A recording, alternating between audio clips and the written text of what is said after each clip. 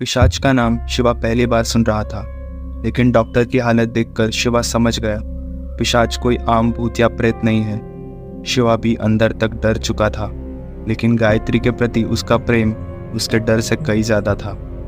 शिवा ने गायत्री के साथ अपना फ्यूचर इमेजिन किया था। वो फ्यूचर पिशाच की वजह से अंधकार में दिख रहा था। शिवा ने 1 मिनट का भी समय नहीं गंवाया। उसने डॉक्टर से तुरंत पूछा, आप गायत्री की कंडीशन के बारे में जानते हो, उसके माँ बाप के बारे में जानते हो, आपको ज़रूर इससे गायत्री को बाहर निकालने का रास्ता पता होगा। प्लीज़ मेरी मदद कीजिए डॉक्टर, प्लीज़। मैं गायत्री के बिना नहीं जी पाऊँगा, वो मर नहीं सकती। प्लीज़ मेरी हेल्प कीजिए। डॉक्टर को कुछ याद आया। वो जल्दी जल्दी उनके ऑफिस के ड्रॉअर में कुछ ढूंढने लगे।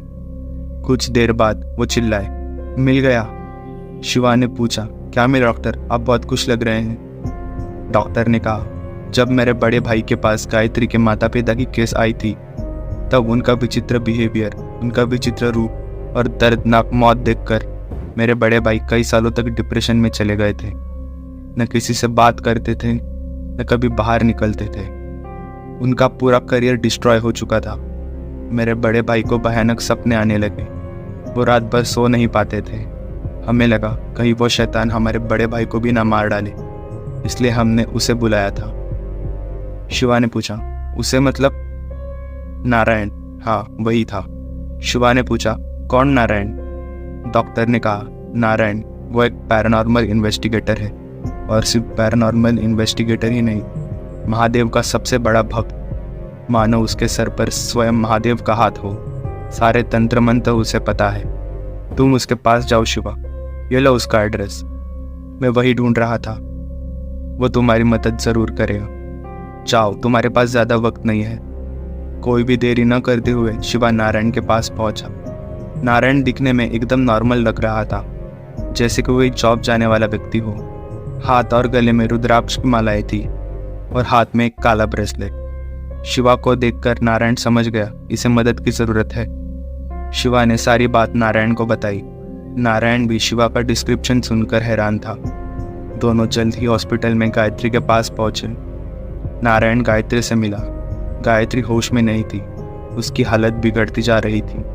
उसका हार्ट 1 मिनट में सिर्फ 2 बार धड़क रहा था, मानो वो कोई हाइबरनेशन में चली गई हो। पिशाच ने धीरे धीरे उसकी आत्मा खाना शुरू कर दिया था।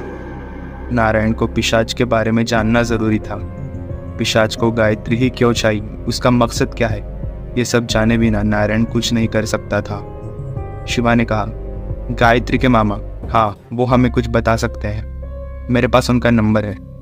नारायण कहने लगे, फ़ोन पर नहीं शिवा, मुझे उनसे मिलना होगा, उनकी एनर्जीज जाननी होगी। इसी के साथ वो दोनों अगले ही दिन खेड़ के लिए निकल पड़े गायत्री के मामा से मिलने। पर उन्हें पता चला गायत्री के मामा ये सब पहले से ही जानते थे कि ये सब होने वाला है। उन्होंने गायत्री की किस्मत के आगे हाथ टेक दिए थे। शैतान के डर से उन्होंने आज तक कुछ नहीं किया। नारायण को सारी बात जानने पर अब यह पता चल चुका था कि गायत्री के खानदान के ऊपर एक शाप है और इस शाप से बचना पॉसिबल नहीं। नारायण ने अपनी तंत्र विद्या की किताब निकाली। शैतानी बलि देने के तरीके वो ढूंढने लगा। ये देख के शिवा डर गया। उसे लगा कहीं ये गायत्री की ही बलि ना चढ़ा दे। पूरी रात अध्ययन करने के बाद नारायण और शिवा गायत्री के पास पहुंचे। किसी को बताए बिना गायत्री को दोनों उठाकर एक खंडर हवेली में ले गए। नारायण जैसे शिवा को ऑर्डर्स दे रहे थे वैसे वैसे शिवा कर रहा था। हवेली काफ़ी शांत और डरावनी लग रही थी। शिवा ने हिम्मत कर कर पूछ ही लिया, हम कहाँ आए हैं और गायत्री को यहाँ ही क्यों लाया है?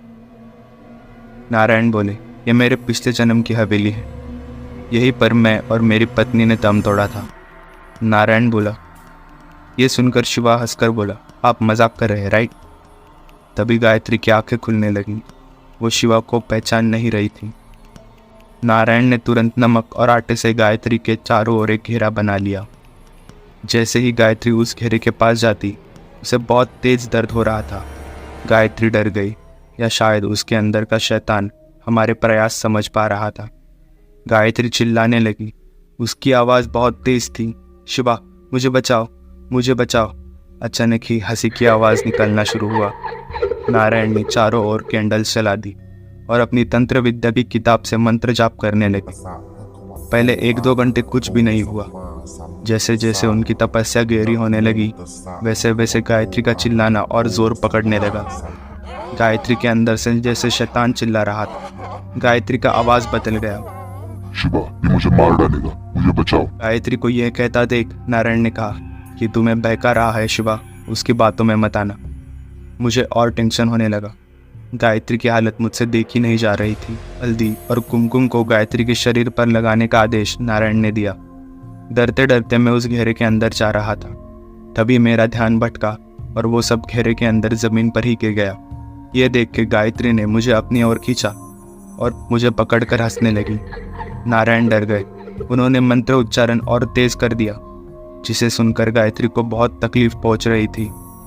मुझे गायत्री ने कंधे से पकड़ लिया था। नारायण चिल्लाए, बटुक भैरव का नाम जाप करो शिवा।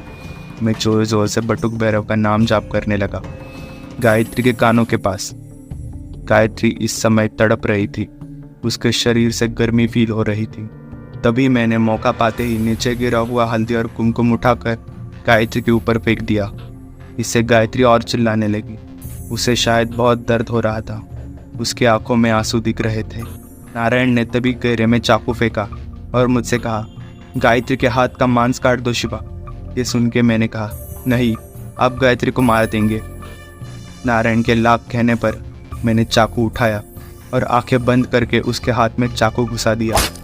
नारायण चिल्लाए, मांस चाहिए शिवा, मांस निकालो। मुझे बहुत गुस्सा आ रहा था। गायत्री को तकलीफ हो रही थी। मैंने जैसे तैसे चाकू से गायत्री के हाथ का मांस काटा और ज़मीन पर गिरा दिया। ये सब होते ही सब कुछ शांत हो गया। गायत्री का चिल्लाना बंद हुआ, उसका रोना बंद हुआ, नारायण जी का मंत्र पठन बंद हुआ। मैं कुछ समझ पाता इससे पहले ही गायत्री ने मुझे जोर से उठाकर घेरे के बाहर फेंक दिया और वो हंसते हंसते खुशी से नीचे लेट गई। उसने अपनी बड़ी बड़ी आंखें खोली और खुशी से नाचते नाचते चिल्लाने लगी। पिशाच अभी भी उसके अंदर था। शायद ये पिशाच ही था जो खुश हो चुका था। हंसते हंसते गायत्री नीचे बैठ गई। बिखरे बाल, बड़ी बड़ी आंखें, चेहरे पर लगे हल्दी कुमकुम के साथ उसने खुद का मांस उठाया। गायत्री का बहुत खून बह रहा था। गायत्री ने पहले मांस से पूरे चेहरे पर खून लगा दिया और बड़े ही चाव से अपना ही मांस खाने लगी। ये दृश्य देखकर मुझे तो उल्टी आ रही थी। खून पीने से और अपना ही मांस खाने से उसे खुशी मिल रही थी। कुछ ही देर में ये सब खाने के बाद गायत्री धड़ाम से नीचे गिर गई। मैंने उसे उठाया। वो होश में नहीं आ रही थी। कई बार प्रयास करने के बाद गायत्री होश में आई। मैं डरते डरते उसे देखने लगा। उसके पास जाना चाहता था, लेकिन मुझे कुछ समझ नहीं आ रहा था। क्या जाने वो क्या करेगी। उसकी शक्ल पूरी तरह से खून में भीग चुकी थी। दांतों में मांस के टुकड़े थे। तभी नारायण बोले, डरो मत शिवा, अब गायत्री बिल्कुल ठीक है। गायत्री ने शिवा को पुकारा। गायत्री के मुंह से शिवा का नाम सुनकर शिवा की आंखों में पानी आ गया। गायत्री अब एकदम ठीक थी। शिवा के मन में कई सवाल थे। दोनों घर चले गए। कुछ हफ्तों बाद नारायण दोनों से मिलने आए। गायत्री के गांव जाकर नारायण ने रिसर्च की थी। तब नारायण ने शिवा और गायत्री को बताया, एक समय में गायत्री के पूर्वज खेड़ गांव में मुखिया थे। सब ठीक चल रहा था, गांव खुशहाल था। तभी गायत्री के दादाजी को उनके गांव से पता चला कि गांव में एक तांत्रिक आया है, रंगा। वो नर बलि देने वाला है। तंत्र विद्या का गलत उपयोग करके रंगा संजीवनी विद्या प्राप्त करना चाहता था। उसके लिए रंगा ने शैतानी हवन किया था। पिशाच ने प्रसन्न होकर संजीवनी विद्या देने का वरदान रंगा को दिया। विद्या प्राप्त करने के लिए पिशाच को किसी नवजात बच्ची के ताज़ा खून और मांस की भूख थी। वो मिलने पर ही पिशाच रंगा की इच्छा पूर्ण करेगा। पिशाच की इच्छा पूर्ण करने के लिए रंगा ने स्वयं ही अपनी छोटी सी पोती को चुना। यह बात रंगा का बेटा मुखिया को बताने आया था। तभी रंगा को रोकने के लिए मुखिया ने कई लोग भेजे। रंगा बातों से सुनने वाला नहीं था। ना चाहते हुए भी गायत्री के दादाजी को रंगा को मृत्यु दंड देना पड़ा। मरते हुए रंगा ने मुखिया को शाप दिया, ये जो मेरे पिशाच को प्रसन्न किया है वो शांत नहीं बैठेगा, उसे बलि मिलकर रहेगी। अब उसे सिर्फ खून की आस है। मैं तुझे शाप देता हूँ, ये पिशाच तेरे खानदान की लड़की की आत्मा पर राज करेगा, उसका खून पिएगा और तभी उसकी भूख मिटेगी। और ये कहकर रंगा ने अपनी जान छोड़ दी। इसी वजह से बचपन से गायत्री के हाथ पर शैतानी सिंबल था। पिशाच को गायत्री के खून की प्यास थी और उसकी आत्मा की भी। इसलिए जब तुमने हल्दी और कुमकुम लगाने में देर कर दी, तब मुझे उसे गायत्री का खून पिलाना पड़ा, तभी वो शांत हो गया है। लेकिन गायत्री की आत्मा लेने वो वापस जरूर आएगा।